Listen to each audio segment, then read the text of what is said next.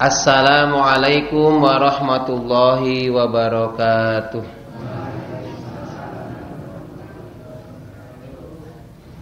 Marilah kita awali pengajian pada malam hari ini. Terlebih dahulu membaca syahadat ikrar. Raditu billah. A'udzu billahi minasy syaithanir rajim. Bismillahirrahmanirrahim. Asyhadu an la ilaha illallah wa asyhadu anna Muhammadan abduhu wa rasuluh. Raditu billahi rabba wa bil islami dina wa bi Muhammadin nabiyya wa rasula. Rabbi zidni ilma warzuqni fahma. Amin. Alhamdulillahi rabbil alamin. Wa bihi nasta'inu ala umurid dunya waddin. Wassalatu wassalamu ala asyrafil anbiya'i wal mursalin wa ala alihi wa ashabihi ajmain. Allahumma inna nas'aluka ilman nafi'a wa rizqan thayyiba wa amalan mutaqabbala. Amin ya rabbal alamin. Ibu bapak jamaah kajian malam Rabu pasolatan di Masjid Nurul Huda 19 Glondong Wirokerten rahimakumullah. Alhamdulillah kita panjatkan syukur kehadirat Allah Subhanahu wa taala atas segala limpahan nikmat yang dianugerahkan kepada kita semua. Setidaknya dengan berucap tahmid alhamdulillah. Salawat dan salam semoga Allah tetap curahkan kepada junjungan kita Nabi Muhammad sallallahu alaihi wasallam. Hadirin rahimakumullah.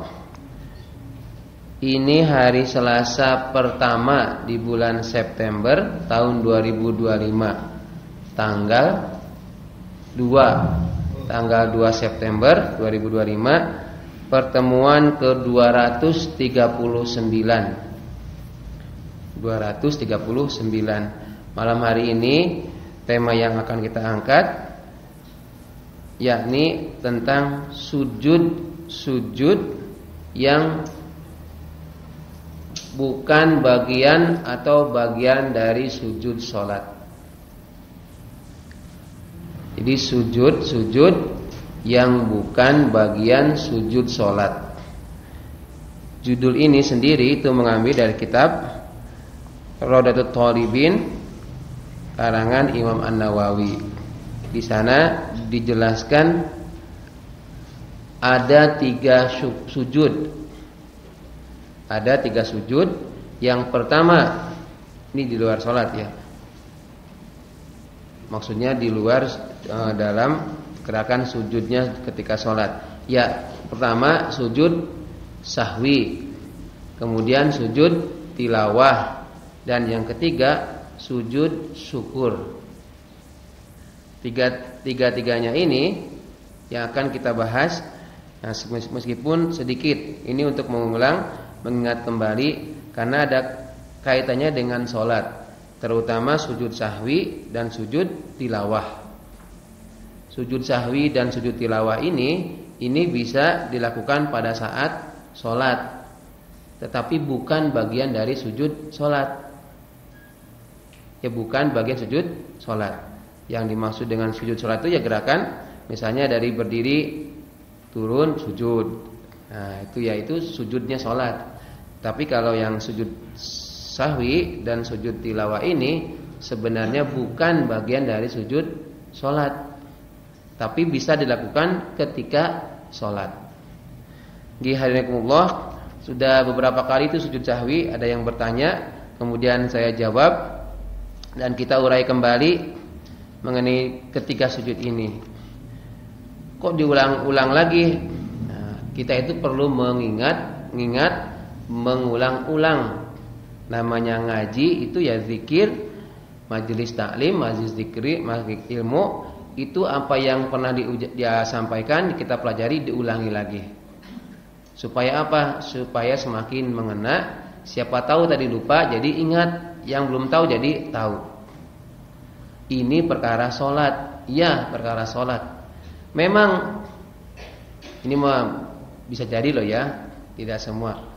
Ada pasangan suami istri untuk hal-hal yang mubah, bahkan hal-hal yang makruh, itu dia perhatian, diingatkan, bahkan bisa terjadi perselisihan. Misalnya, ini misalnya ya, ada bapak-bapak sukanya badminton, ada bapak-bapak sukanya pit-pitan, istrinya itu komplain, ngingetin, pokoknya gak setuju. Jadi diingetin sampai akhirnya mungkin berselisih pendapat. Sama bapak-bapak juga, ibu-ibu malah arisan meneh, fitness, atau malah juga healing kemana gitu ya. Ya healingnya bagus, tapi yang gak bagus itu buat suami karena harus mengeluarkan biaya ya. Itu diingatkan bisa jadi. Tetapi anehnya masalah yang wajib, yakni tentang sholat, jarang-jarang diingatkan. Suaminya belum sholat subuh atau bangunnya siang, itu kadang udah rapopo, istuwo, udah harusnya sadar sendiri. Ya enggak gitu. Ataupun suaminya, istrinya. Jadi perilaku suami pun harus mengingatkan istri. Jadi aneh banget ketika ada orang yang pasangan suami istri itu dia saling mengingatkan kaitannya dengan misalnya udah bayar arisan belum, sudah bikin jadwal buat kapan kemana untuk pit-pitan, tapi jarang disampaikan sudah sholat belum. Makanya anak saya yang kedua ini mesti ayah sebelum saya tanya mesti udah bilang, mesti ayah mau tanya, aku udah sholat asar belum? Ya memang nanti dia hafal apa yang saya tanyakan, biarin. Perkara dia sholatnya nanti atau agak mundur, setidaknya kita sudah mengingatkan. Pentingnya untuk diingatkan. Bapak-bapak suka begitu enggak ke istrinya ngingetin sholat? Alhamdulillah. Makanya tadi saya sampaikan ini tidak bisa jadi tidak di sini ya, mungkin di luar diingatkan. Sampai ada berselisih bagian perkara bukan urusan sholat, tapi untuk urusan sholat seolah-olah enggak sholat enggak apa-apa. Padahal kalau meninggalkan sholat itu bagaimana? Dosa besar ya. Misalnya suaminya itu sampai biaya habis banyak untuk merokok, diingatkan terus. Enggak masalah ya. Maksudnya merokok ya sudah resikonya ke dia. Tetapi tidak ada hubungan dengan Allah, kaitannya dengan kelak di akhirat. Untuk urusan rokok, urusan ngurusi manuk meneh, mancing meneh, sampai keras banget, kencang banget. Tapi untuk ukuran sholat biasa-biasa aja. Jadi dosanya orang yang berjudi, misalnya ya, yang judi online atau yang gimana, berzina bahkan atau membunuh, itu belum seberapa dibandingkan dengan dosanya meninggalkan sholat. Jadi hati-hati untuk perkara sholat. Kita ingatkan. Ya alhamdulillahnya di masjid ini itu diadakan kajian malam Rabu pas sholatan. Ya, maksudnya terkait dengan tata cara sholat, juga intinya mengingatkan tentang sholat. Bukan targetnya supaya kita bisa sholatnya khusyuk, itu terlalu tinggi. Jadi dengan sholat di awal waktu berjamaah di masjid saja, atau saatnya sholat kok sholat, itu sudah alhamdulillah. Kalau levelnya ke khusyuk, itu agak berat. Dan target saya itu bukan berarti jenengan harus khusyuk. Lah yang ngomong aja belum tentu bisa khusyuk. Kemarin bagaimana itu tingkatan-tingkatan orang ketika sholat, ada 5 tingkatan, itu kan menunjukkan apa? beda levelnya untuk setiap orang. Paling gampang, paling mudah ya yang bisa kita lakukan untuk mencapai khusyuk supaya fokus kita terhadap sholat, fokus sholat gitu ya. Jadi kalau kemarin sampaikan ihsan dalam sholatnya belum bisa tercapai, fokus sholat. Fokus sholat itu bagaimana? Yakni kita sibuk dengan membaca bacaan gerakan sholat, itu saja. Jadi kita itu bacaan alhamdulillah dari mulai takbir atau ihram, dan iftitah, surat Al-Fatihah, surat atau ayat pilihan sampai salam, itu kita cara pengucapan huruf-hurufnya, fokus di situ saja sudah alhamdulillah. Jadi tidak ada kesempatan untuk mikir, kunciku neng di mau, rumah belum dikunci misalnya. Jadi kepikirannya bagaimana? Seolah-olah membayangkan lekukan huruf ketika membaca Sami Allahu liman hamidah. Artinya enggak tahu, tapi tahu hurufnya. Sami Allah. Seolah-olah ucapan itu mengikuti lekukan hurufnya. Sami Allahu liman hamidah. Sampai Rabbana wa lakal hamdu, terus sampai salam. Sibuk dengan mengucapkan huruf-huruf dalam bacaan sholat saja itu sudah lumayan. Belum ke maknanya atau ke artinya. Kalau sudah tahu artinya, bacaannya, apalagi kalau ayat-ayat Al-Quran setelah Fatihah itu terkait kiamat atau tentang hari akhir, tentang siksa, bisa jadi meneteskan air mata. Karena kita itu kebanyakan ya belum sampai ke sana, tahu artinya ya biasa-biasa aja. Baca Al-Qari'ah ya biasa, baca Sabihis ya biasa, baca Al-Ghoshiyah ya biasa aja. Karena apa? Belum tahu artinya. Ya. Kul itu yang dua kul a'udzu bil falaq, kul a'udzu bin nas, al-mu'awwidhatain itu kan sebenarnya bagus itu. Tapi kita tidak tahu, belum tahu makna atau arti dari setiap ayat. Jadi sudah biasa aja. Oke, hadirin itu sebagai prolognya. Berikutnya kita langsung ke sujud yang ada dalam yang kita bahas malam hari ini, yakni pertama sujud sahwi. Sahwi itu as-sahwu itu dimaknai atau diartikan dengan lupa, lalai dari sesuatu yang dulu pernah diingatnya. Sahwi. Kalau dalam bahasanya itu pisai sahwu, meninggalkannya seperti tanpa sadar.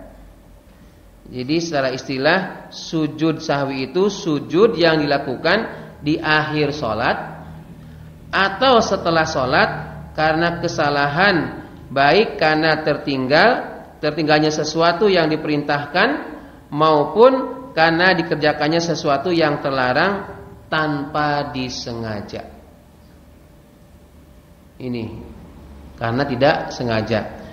Dalam kitab Raudatul Thalibin ini itu banyak banget ternyata menurut imam yang 4 disebutkan. Itu kalau semuanya kita kaji malah membingungkan, bikin bingung. Langsung ke fokusnya saja bahwa hukum sujud sahwi itu adalah menurut Imam Syafi'i sunnah. Sedangkan menurut mazhab Maliki dan Imam Syafi'i itu sunnah, menurut mazhab Hanafi itu wajib. Ketika ada yang harusnya dilakukan malah ditinggalkan, seharusnya yang ditinggalkan malah dilakukan. Sehingga sebab-sebab sujud sahwi itu ada 3. Pertama karena ada penambahan, kedua karena ada pengurangan, yang ketiga karena ada ragu-ragu. Yang ragu-ragu itu dulu pernah sampaikan, ini 3 rakaat atau 4 rakaat, bagaimana solusinya? Nah nanti disampaikan di sini. Ini mengulangi lagi ya, nanti fokus poinnya itu nanti jenengan ketika ngalamin masalah ini terus sujud sahwi apa enggak, sujud sahwinya gimana, kan itu intinya itu bagaimana sujud sahwinya. Kalau penambahan misalnya ini, jika seseorang itu lupa atau tidak sengaja menambah sholatnya seperti berdiri, duduk, ruku atau sujudnya secara tidak sengaja, maka dilakukan sujud sahwi. Tapi kalau menambahnya itu dengan sengaja, maka tidak sah sholatnya dan tidak usah sujud sahwi karena sengaja misalnya rukunya 2 kali. Ini bukan gerhana ya. Oh iya, nanti malam Senin ada gerhana loh. Udah tahu belum? Oh ya nanti ya searching lagi ya. Itu kalau tidak salah malam Senin besok hari Ahad tanggal 7 September itu ada gerhana. Nanti takmir yang apakah akan menyelenggarakan sholat gerhana atau tidak. Nah, nanti kita menunggu keputusan dari takmir ya. Mumpung ingat ya, ada sholat gerhana gitu. Nah, bagaimana kalau misalnya sholat wajib kok rukunya 2 kali dalam 1 rakaat? Itu kan nambah. Seandainya dia memang lupa, sudah misalnya ruku, Allahu Akbar, sami Allahu liman hamidah, dia malah ruku lagi.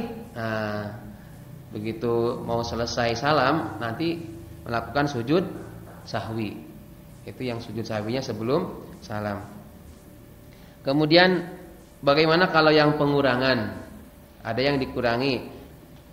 Yakni ini dari Abu Hurairah ini, jika seseorang yang mengurangi suatu rukun salat selain takbiratul ihram dengan sengaja maka batal. Tetapi jika lupa, maka misalnya tidak tasahud atau yang lain, maka dianjurkan untuk sujud sahwi. Ada yang dikurangi. Ya ini apa? Ya ini mohon maaf ini. Dulu yang pernah kejadian ya. Ini saya masih ingat soalnya. Dulu kan ada imam di sini. Sekarang sudah almarhum ya. Setelah Al-Fatihah mestinya bagaimana? Ruku kan? Ini langsung sujud. Nah, saya ngalamin soalnya. Masih ingat enggak? Jadi setelah Al-Fatihah kemudian surat langsung sujud, tidak ruku, tidak i'tidal. Ya. Nah, itu bagaimana? Itu berarti ada yang dikurangi. Berkurang kan? Nanti harusnya ruku enggak, ini i'tidal tidak. Nah, maka sebelum salam itu juga sujud sahwi. Karena ada pengurangan. Lalu yang ketiga karena ragu-ragu. Kalau yang ragu-ragu itu misalnya dari jumlah rakaat. Ini udah 3 rakaat atau 4 rakaat. Maka bagaimana? Pilih yang 3 apa yang 4? Pilih yang 3 kalau sholatnya 4 rakaat. Kalau sholatnya 4 rakaat nih misalnya, ini pas rakaat ketiga, ini rakaat ketiga rakaat apa 4 rakaat keempat ya? Maka jenengan meskipun itu aslinya sudah 4 rakaat, jenengan tambah lagi 1 rakaat. Karena ragu-ragu. Jadi memang ada orang yang ini mah intermezzo ya. Ada orang yang dia itu khusyuk banget sholatnya. Loh kok bisa tahu khusyuk? Iya, ketika sujud kedua, dia itu lama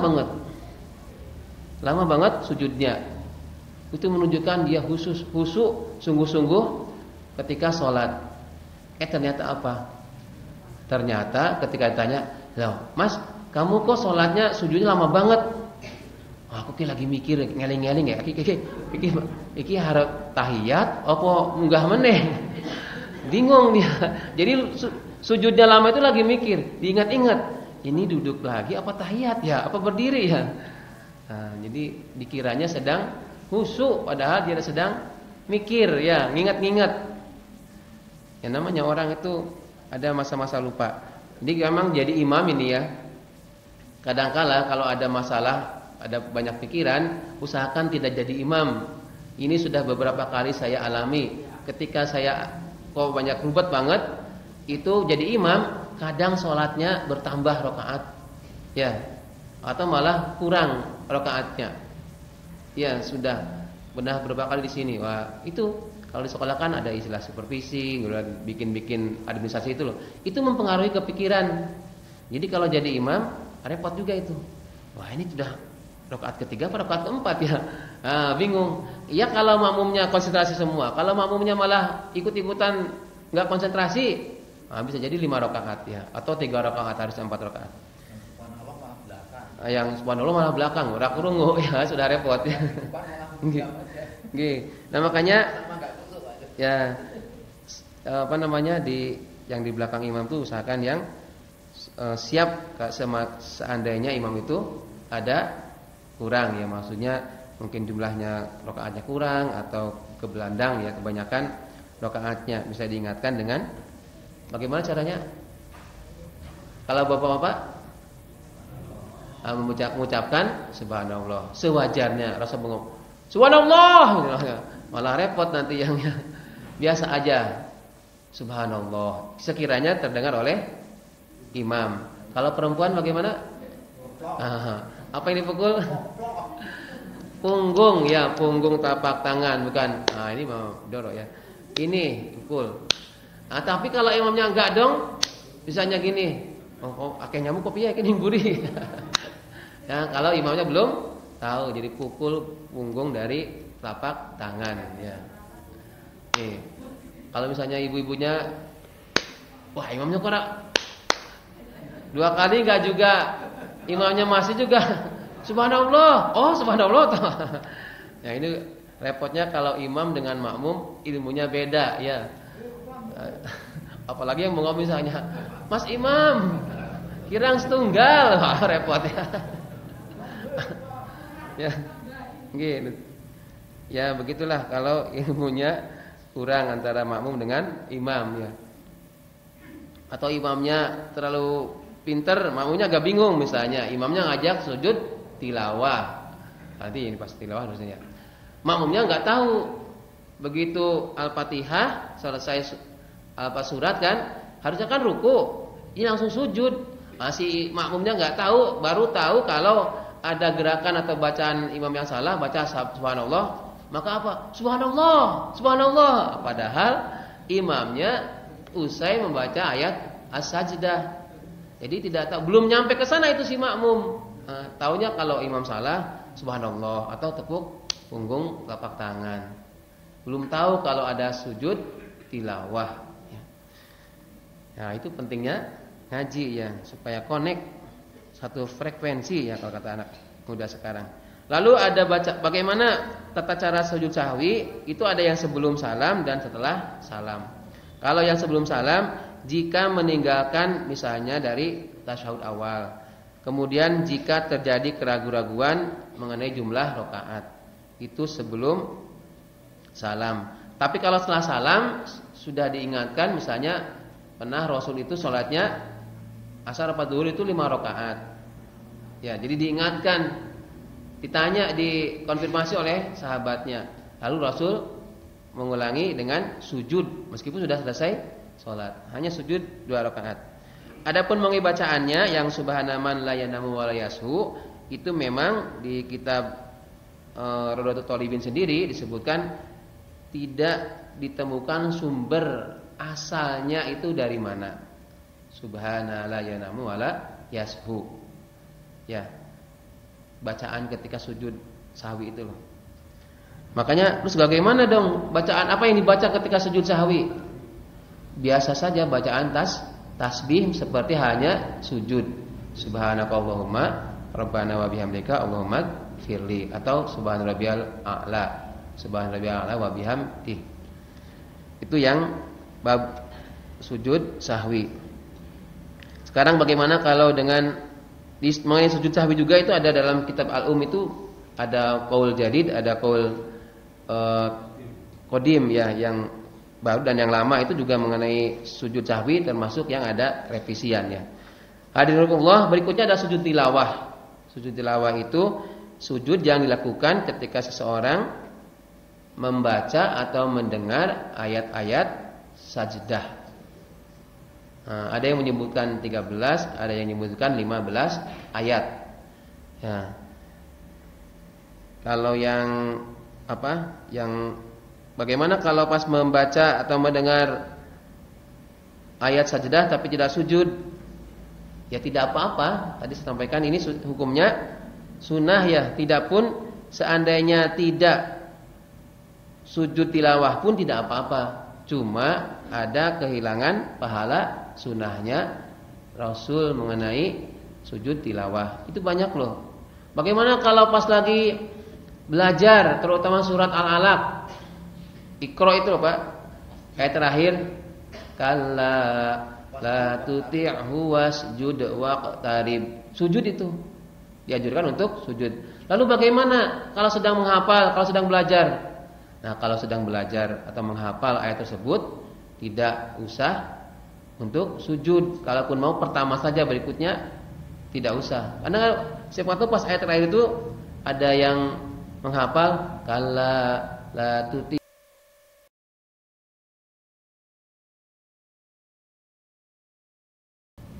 Seandainya ada waktu, ada ruang, ada kesempatan untuk sujud tilawah, maka lakukan sujud tilawah. Itu di luar sholat. Bagaimana kalau di dalam sholat? Maka lakukan juga. Ini bagus ya. Pak Dawam itu kalau mau sholat sujud tilawah kan suka diinformasikan sebelum. Nah, Bapak Ibu jamaah, nanti di rakaat kedua atau rakaat pertama saya akan membaca ayat sajdah, akan ada sujud tilawah. Nah, itu ada informasi dulu bagi yang jamaahnya dari awal ya. Jadi tahu, nggak kaget. Bagi yang jamaahnya masbuk tertinggal, ya itu tadi itu bisa subhanallah, subhanallah, teriak-teriak subhanallah. Padahal imam mau sujud tilawah. Karena belum tahu akhirnya apa? Ya komplain. Loh, aku kapok sholat di gelondong lah, kenapa? Orang nganggo ruku, habis Al-Fatihah surat terus langsung sujud. Oh malah ngadeg meneh. Tak kira di balai ini ada ruku. Ternyata misalnya itu ya. Ya karena beda-beda. Belum tahu ilmunya. Di sini ya itu pentingnya ngaji ya.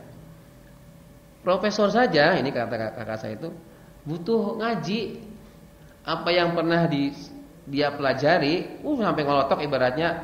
Tapi begitu disampaikan lagi dari orang lain, itu malah mengena, jadi ingat lagi. Itu untungnya ngaji.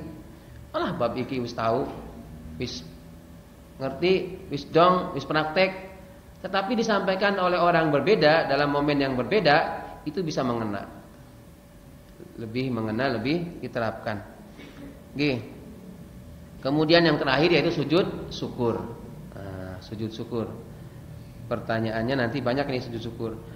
Sujud syukur itu adalah sujud yang dilakukan oleh seseorang ketika mendapatkan nikmat atau tertolak dari bencana madorot. Sujud syukur.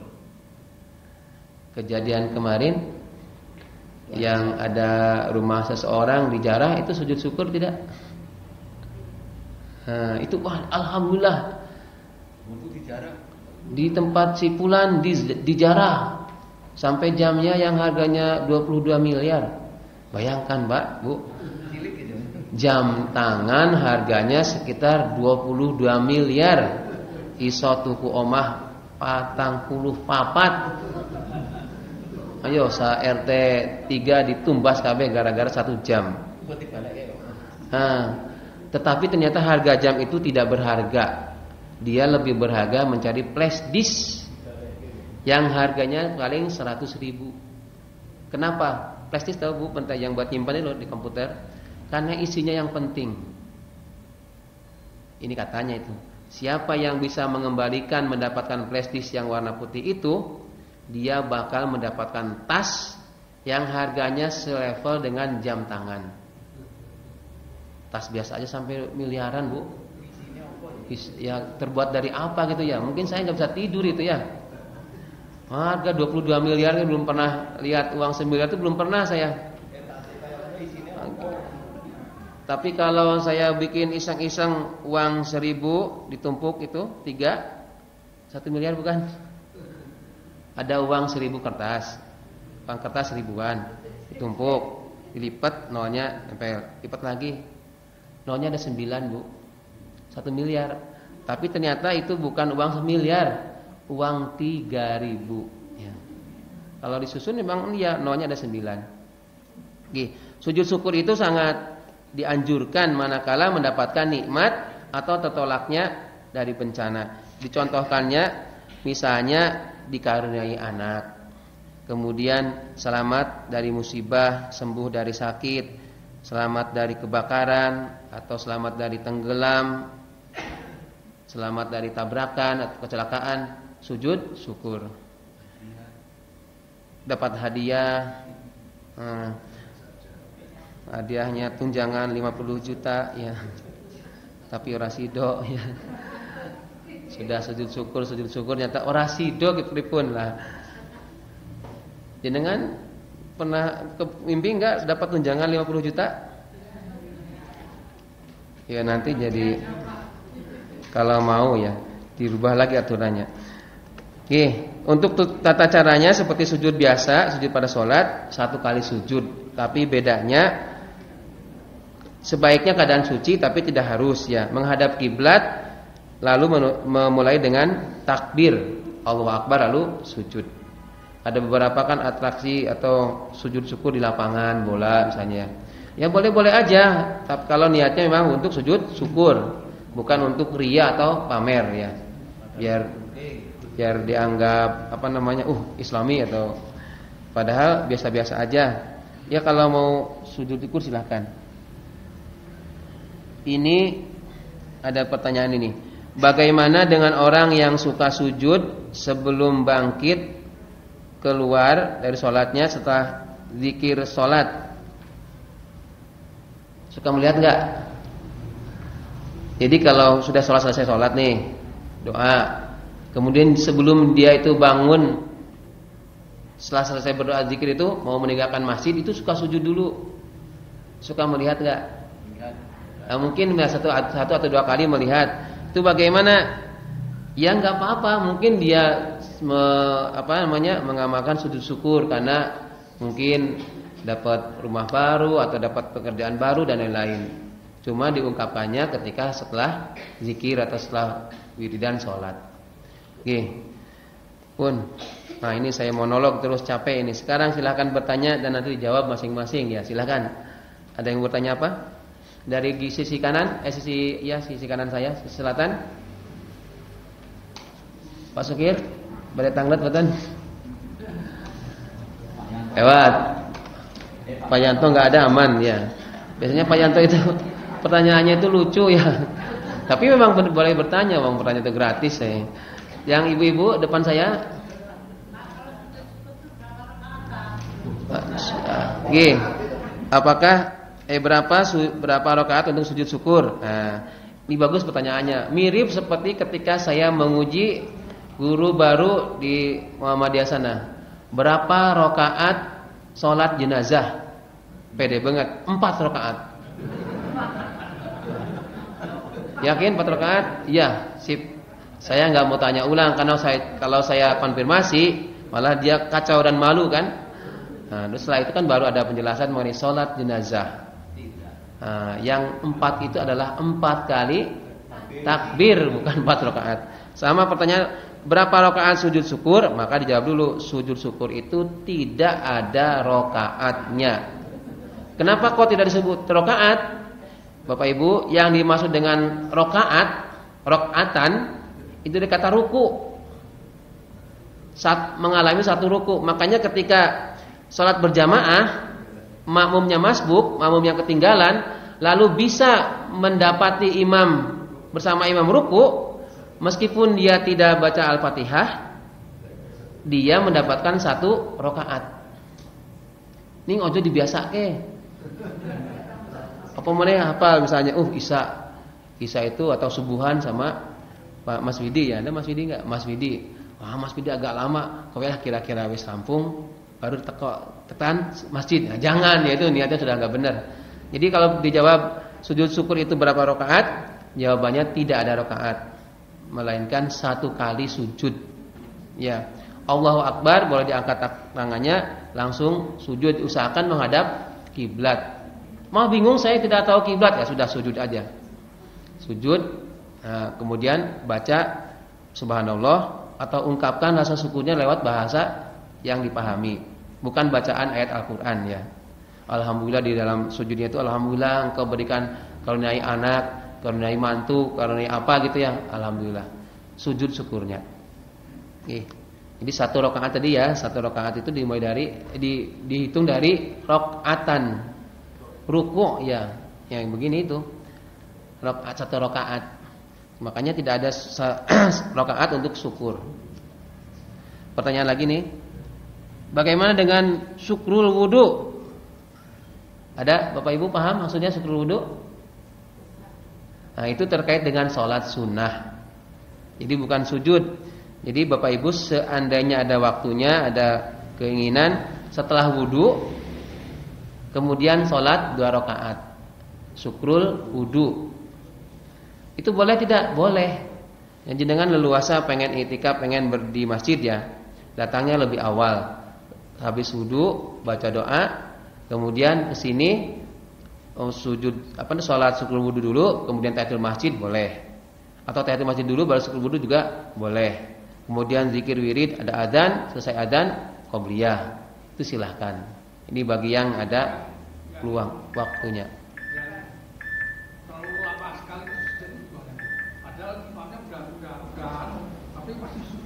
Ah itu, nggih. Ya, ada jamaah, ini pertanyaan itu, bagaimana dengan jamaah yang seseorang makmum yang ikut jamaah dengan imam, imamnya sudah berdiri. Atau imam sudah salam, assalamualaikum, assalamualaikum. Ini masih sujud aja. Masih dia berduduk ya. Si makmum itu masih sujud terus. Nah, maka itu secara tidak langsung menselisihi imam. Kalau saya sarankan, kalau mau berlama-lama, kalau membaca bacaan sujudnya yang lama, sendiri saja, pas sendiri, atau pas tidak sedang berjamaah. Ya, bisa jadi itu. Kalau bahasa saya itu menselisihi imam. Jadi membedakan dengan imam. Artinya apa? Dia sudah mufaroqah, membedakan dengan imam. Imamnya sudah, misalnya ya, sujud kedua 1 rakaat. Sujud, kemudian duduk istirahat, Allahu Akbar, berdiri, dia masih sujud. Karena mungkin dia baca bacaan sujudnya yang panjang. Berarti tidak samina wa ta'na.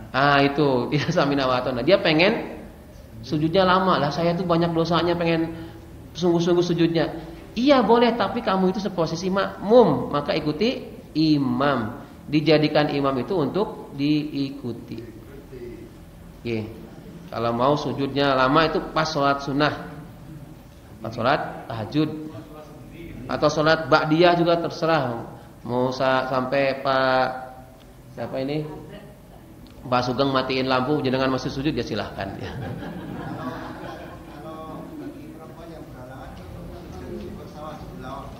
Nah, ya diusahakan memang dalam keadaan suci untuk sujud tilawah. Tetapi sekiranya tidak, itu boleh, tidak apa-apa. Cuman kurang etis aja kan jenengan membaca ayat Al-Quran tidak dalam keadaan suci. Maksudnya ibu-ibu ini lagi sedang palang merah.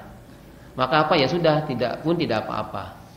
Nah, untungnya tidak wajib ya. Kalau wajib kan repot juga ibu-ibu. Oke. Mending baca bacaan yang lain. Pun nangis alhamdulillah. Pun kita mari tutup dengan bacaan doa kafaratul masjid majelis kok masjid ya. A'udzubillahi minasyaitonir rajim. Bismillahirrahmanirrahim. Subhanakallahumma wa bihamdika asyhadu an la ilaha illa anta astaghfiruka wa atubu ilaik. Alhamdulillahi rabbil alamin. Assalamualaikum warahmatullahi wabarakatuh.